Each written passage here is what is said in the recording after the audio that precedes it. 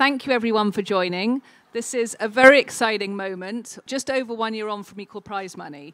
I remember it like it was yesterday. But I think what we really wanted to do today was hear from you what an impact it's had. Yeah, so we have you guys here. You've all won the first events. And I'm going to start with Caroline because it's only fair. You won the first ever event with an equal prize check. So Steph, in her first year on tour, Steph won the world title. Seemed like you won every single event, 4 events. And you actually won more than she did in that entire year, just in that first ever check. Wow. So you owe me. That's insane. It's just super cool to see where women's surfing has gone, and I'm just stoked to be a part of it.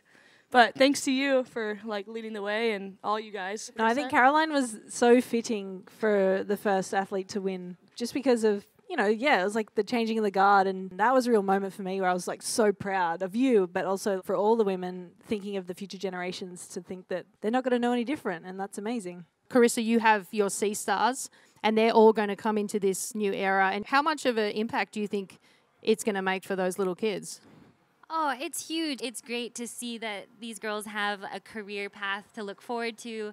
And just with the coverage that the WSL has provided, it's something for girls to watch and aspire to be. And I think that's awesome. One of the big things for us is not just the prize money, but it's also the access to waves and making sure that everyone's in good conditions. Do you feel like when we're going to events now and we're surfing the same conditions and everyone's talking to me now on the street about how good everyone is surfing?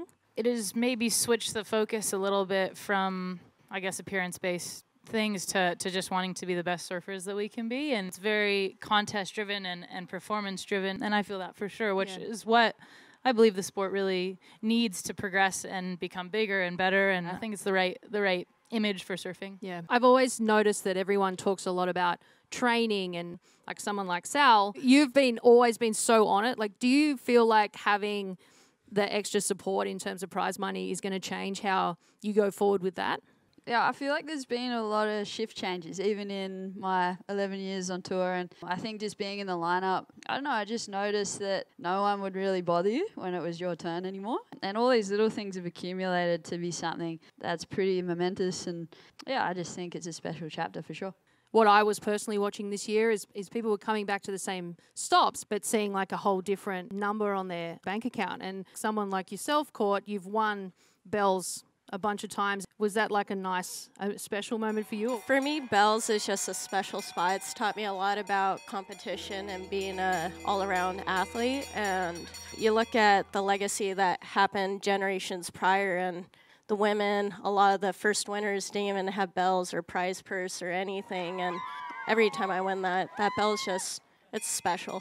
There's so much going on in all other different sports that's not just ours. What do you think's next for women? It's funny, there's been so many wonderful changes already, but I think the biggest change in moving forward is just getting the stories told. The other day I was online trying to look up old footage of female surfers from Rel Sun's generation, and you can't find anything. It's almost like the history is missing. And like Carissa said, that's how you inspire the new generation. That's how you grow the sport and grow the audience. So I think that's really the next step.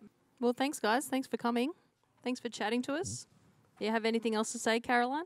We're not going to quiz you on the history of women's surfing, so don't worry about it. Who won the first world title in 1964? I don't know. We'll give you some homework and then, we'll be done. No, Thank you. No, thanks, guys. Thank you.